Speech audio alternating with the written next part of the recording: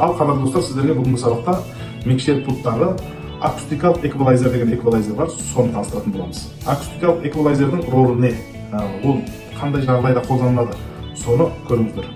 Бұнда бұл эквалайзер стереографик эквалайзер деп атайды, нақтылы атауы. Енді неге акустикалық эквалайзер дегенде, кейбір бұл эквалайзер неге десеңіз, жаңағы әрбір орынға барғаныңызда акустикаға байланысты кейбір дыбыстар жоғалмай тұрып алады.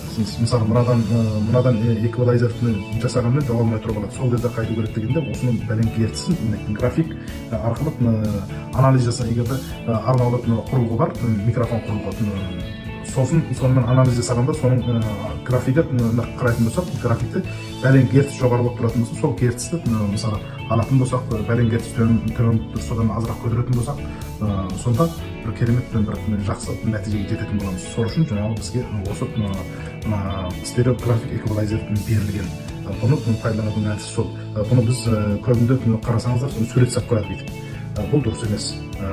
Мен біраз жігіттерден байқадым, бұның барлығында қарасаңыз сурет салып қояды.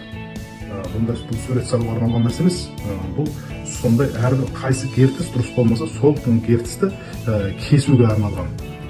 Болмаса, сол герцті көтеруге арналған нәрсе. Бұл суретке арналған емес, біліп алыңыздар. Ал жақсы, рахмет.